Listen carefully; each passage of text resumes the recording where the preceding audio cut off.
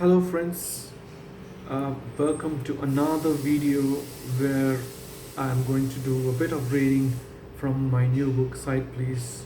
And once again, here's a quick look at what Sight Please looks like. Well, it looks exactly like what you would imagine trying to get to your workplace in Mumbai in rush hour is like. So anyway, like I said in the previous video, there has to be something about Mumbai that keeps people staying in the city in spite of all the madness that you have to encounter just to get to work and come back. So, what is that? So, that's what I'm going to look at in the portion that I'm going to read out. This is going to be a little, shall we say, nostalgic. So, here we go. Shailesh had an idea. If he left right away, he could get there being Marine Drive before sunset. There was time. It was a clear day too, and he hoped it would flush out the negativity around the failed home deal from his system. And so he hopped onto the elevator. He put in a request on the aggregators for a cab ride to Marine Drive. He gave NCPA as the landmark. You couldn't very well say Marine Drive on Ola. If you have gone by Marine Drive, you'll know exactly why I say that. By some good fortune, a cab was available and just a minute away. In fact, as he got out of the office block, a spanking new desired tour lay in wait for him. He hopped on merrily. There wasn't much traffic, being that he was heading down south precisely when people would be beginning the long and painful trek up north to get home. In 10 minutes, they were ascending the Bandra Valley sea lake. The driver excitedly informed him that once the coastal road was inaugurated, he would be able to speed across from Bandra to Princess Street flyover. True, thought Shailesh, but he wanted to. He remembered when there had been no flyover over Maheshwari Udyan, or King's Circle as the old timers called it. He knew there hadn't been one over the head of Kudat Circle either. If you went far back enough in time, there used to be a roundabout at Hirapanna Junction too. The view along the Haji Ali Sea face had already been changed beyond recognition, and the coastal road was yet to be inaugurated. This was supposed to be the linear march of progress, but were they all simply going round and round the island with ever increasing intensity but with no destination in sight? Lost as he was in his thoughts, he didn't realize that he was just 10 minutes away from Marine Drive.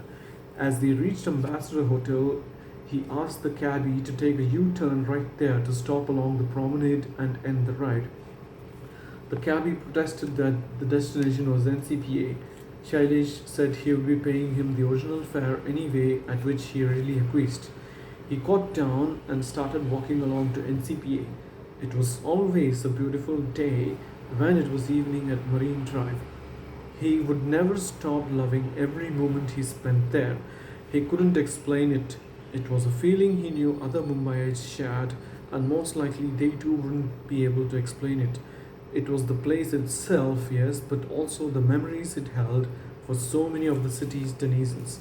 He had been here on at least 4 separate occasions with his college friends, Sumedh, Vineet, Pradeep, and Ashutosh. They were not only college mates but classmates. They had all had other friends in college, but somehow this band of 5 had stuck together tighter and cohered into a clique. He remembered the time when Vineet, the fitness freak of the group, had suggested they walk from Chowpatty to Nariman Point. Ashutosh had protested but been dragged kicking and screaming the whole way anyway. Vineet never failed to remind Ashutosh of this incident whenever they met. Golly, it had been a long time since they had met. The last time had been just before the pandemic, and that one had happened a year before the previous. They had vowed to keep in touch after getting out of college, but it was a promise that had become harder and harder to keep. They did keep in touch still, in a manner of speaking, on a WhatsApp group called College Masti.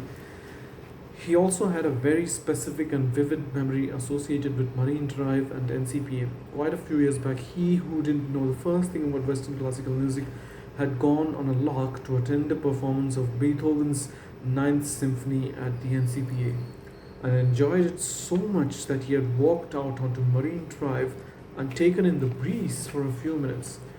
He looked to the left, and there he was, right across the road from NCBA. He hadn't even noticed. Maybe it was because there was hardly any breeze.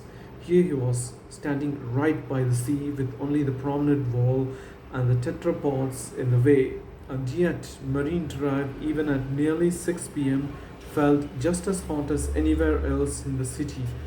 He looked wistfully out to the horizon, and then he saw what he had come all the way for, the sight of the sun gently setting, a sight that brought forth another visual from the memory bank.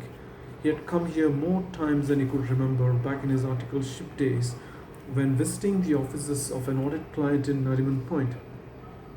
There had been days when he had come to their office from his phone's office in Dadar and taken the train to Churchgate to do so, knowing that he needed to get there ASAP. He had still eschewed the long queues for bus or shared taxi rides to Nariman Point from Churchgate, or even the shortcut via Eros.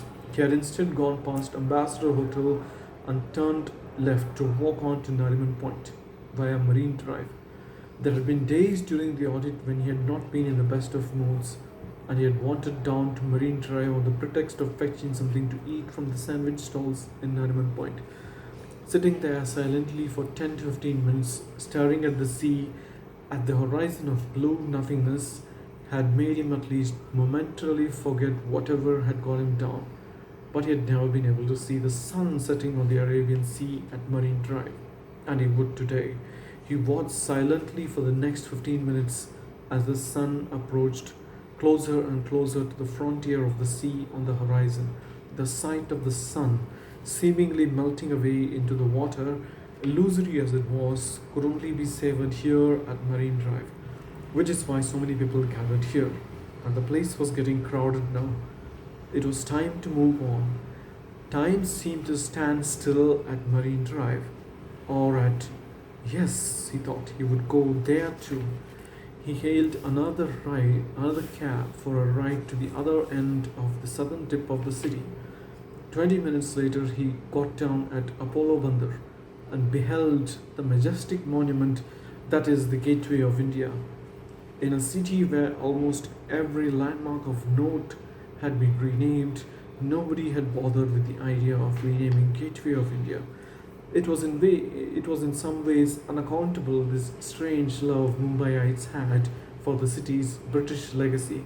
The fact that they had left behind these lovely buildings as well as laid the foundations for the railway network that had become the city's lifeline surely didn't excuse the looting that gleefully carried out. And yet, nothing matched the affection he, like so many others of his fellow Mumbaiites, had for the city's British era relics. Perhaps, like Marine Drive, the timelessness of Gateway served as an anchor, as something to hold on to for those who had spent a long time, maybe too long of a time, in the city. As everything around you changed, you could still stand right next to Gateway and turn the pages of the photo album in your mind as the memories came flooding back.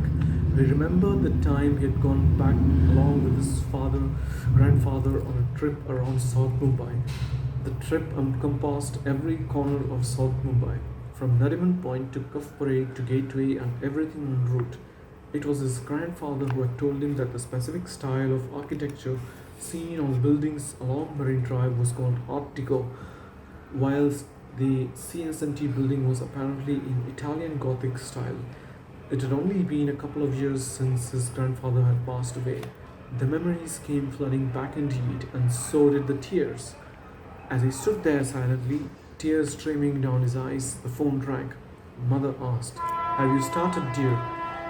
He shook his head and said, "I am at Gateway." She was astonished. "What are you doing there? Did you have some meeting with bankers?" "No, I just... Never mind. I'm starting back for home now."